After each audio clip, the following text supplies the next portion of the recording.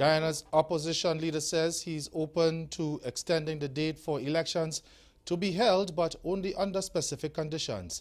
And in sport, cricket, West Indies president defends his stewardship as elections draw near. I'm Ricardo Roberts, and this is Caribbean Intent for Tuesday, March 5th, 2019. I'll be back with the details after the break.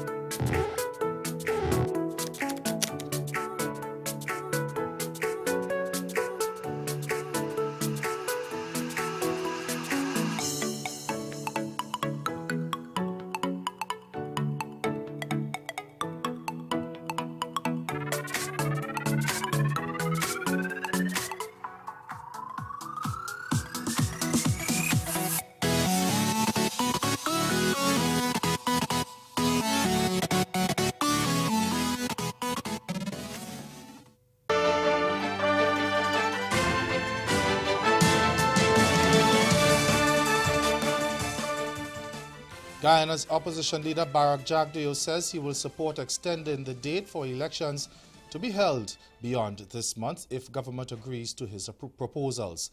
He has indicated that in a March 4 letter sent to State Minister Joseph Harmon in response to a request from President David Granger for a meeting tomorrow to discuss the possibility of extending the deadline by which general elections should be held. Harmon had said last week that on the proposed agenda for the meeting are the National Assembly's constitutional role in the current situation and the readiness and requirements of the Guyana Elections Commission, GECOM, for poll funding to enable it to conduct general and regional elections. But Jagdeo made it clear that he would only meet if the head of state agrees to what he is proposing.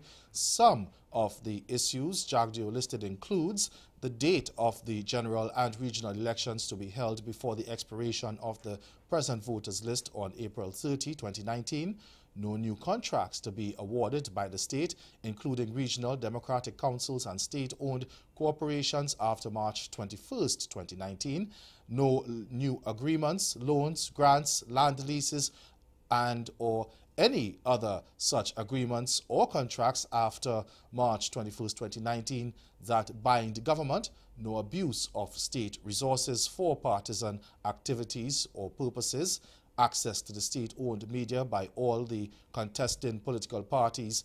Jagdeo had initially stated that he will not support an extension of the March 21st deadline. Still in Guyana, in another 2 years, single-use plastic should be banned. Now, Minister of State Joseph Harmon spoke about the issue as he addressed a World Wildlife Day Youth Forum yesterday and urged Guyanese to start reducing their use of the plastics which have an adverse effect on marine life.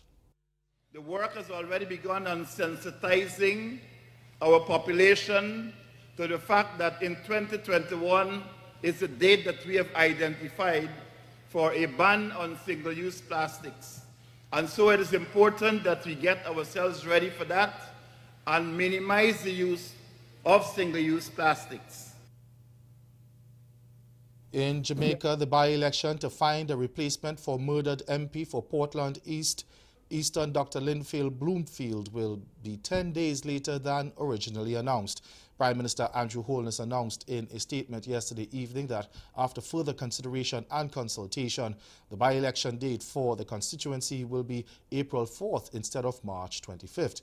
Nomination day will be on March 15th. Now, according to the statement, the adjustment takes into account the Ash Wednesday public holiday, which falls on March 7th and which is an excluded day for the purpose of Section 21(1)(a) of the Representation of the People's Act, which provides that the day appointed for nomination day shall be at least 5 clear days after the announcement of an election.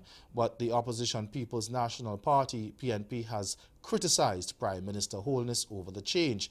Party leader Dr. Peter Phillips described it as an act of gross incompetence and ultimately an expression of disrespect to the Jamaican people in general and the voters of the constituency in particular. And he called on Holness to provide a proper explanation to the citizens as to how an election date could have been announced before a thorough check for compliance with provisions of the Representation of the People's Act. And stay with us, your Midday Sport is next. When you have a case like this, you obviously the defendants are going to be the doctors, the hospital, etc. What was the legal strategies you pursued to try and get success for this case? Well, the first thing you have to do is establish what are the standards of care. Doctors can't just do what they want. There are standards, minimum standards of care that they're supposed to follow. And there's a rule of medicine called differential diagnosis. You have to rule out the worst first. The Barbados Bay Jetty also offers expansive views, but more importantly, the reopening of the jetty after a decade and a half has significant economic benefits. Patricia Nicholson explains. Truckers no longer need to journey 10 kilometers to transport material from the Studley Park quarry to the Scarborough port in preparation for shipment to Trinidad. Now it's a 1-kilometer drive to the Barbados Bay Jetty, where the material is placed on a barge for the sister isle.